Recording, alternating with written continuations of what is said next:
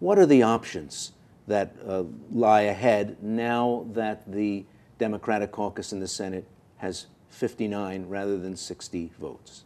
I think there's two very important things that remain constant. One is the president's commitment to health care reform that he expressed as a candidate, that he expressed when he first took office, that he interprets as the core sentiment of the American people, that we have to fix this. This is a moral issue. It's an issue about justice. It's as American as apple pie. The second important thing that just happened is that the president says we will advance this discussion when Scott Brown, the new Senator-elect Scott Brown, gets seated in his new seat, and it will force a bipartisan compromise. What that will look like, we don't know. We do know that there are some basic elements that both bills address. We know that there are some basic principles that are the guiding principles in both bills. The Republicans need to come to the table now in a much more open way. We will engage the Republicans, but the commitment is there. At the end of it, look, you know, these landmark legislations that change the way we operate as a society, that address issues of injustice, are very difficult. You look at Social Security. They said the sky was falling, the nation would be different. They talked about socialism, et cetera. You look at Medicare, Medicaid, you look at the civil rights legislation, the Voting Rights Act, and now health care. Health care is crippling us. It's crippling businesses and families. It's a moral issue. It's an issue of justice. It has to be addressed. The president has burned up a lot of political capital, making health care one of the singular centerpiece domestic priorities during his first year in office. The Republicans very openly spoke of how delaying the bill would both help kill it and be a big setback to the president. Why is the president thinking the Republicans are going to help him off the ledge that he's on now that Scott Brown is coming to Washington in Teddy Kennedy's seat? Well, you know, at the end of the day, there is a fundamental belief that Republicans and Democrats, at the end of the day, we're all Americans and we care about the future of the Republic more than about one party winning at a particular moment. That is the core value that we hang on to. And that's what brings us back to the table again and again. So this argument will continue.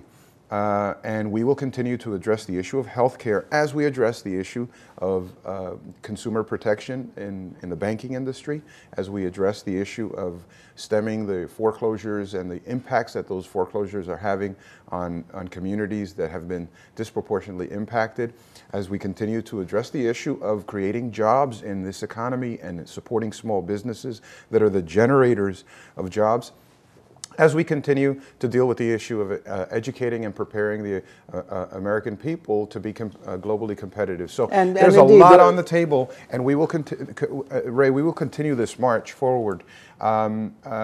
You can never predict how these things will turn out. Obviously, look where we are today. We enjoyed a supermajority in the Senate for just about a year, and now we move forward. But we still have a majority in the Senate, and we still believe that there are Republicans there that believe that we need to reform health care. The president famously said he can do more than one thing at once.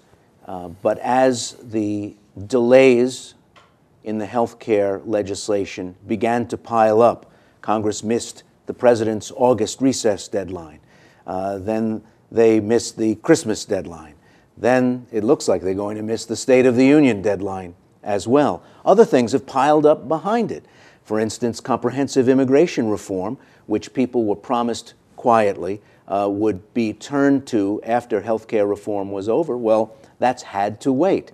Comprehensive legislation involving climate change and putting the nation on track to emit less CO2 into the air.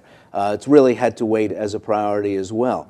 Can health care stretch on into 2010 without injuring the rest of the president's agenda? Clearly, a lot of the resources, energy, and focus went to healthcare because it is has such a crippling impact on our economy and on American families. It's such an important priority for the country. While at the same time we advanced energy legislation. It's obviously people have been working on this. We advanced our position in the globe, Ray, in terms of ensuring global leadership in this conversation about the future of the globe's environment. So there have been advances. The president has clearly stated that he is committed to comprehensive immigration reform. We had the leadership of the Congress, the Congressional Hispanic Caucus in both houses come to the White House. The president spoke to them about his commitment that we should start marching forward. Pieces of legislation will be coming out. Bills will be coming out of the House. We already have one suggesting which direction we should take. The legislative agenda is full, but we have to deal with the issue of health care. On the issue of deadlines, you know, the whole notion is to provide the leadership and provide the pressure. The leader of the free world, who is elected by the freest society on the planet, and a global leader says, these are some of the priorities that make sense for this republic. In that context, he says, let's get it done now. Now, our partner in this is the Congress of the United States. It's like making sausage. It's a little messy.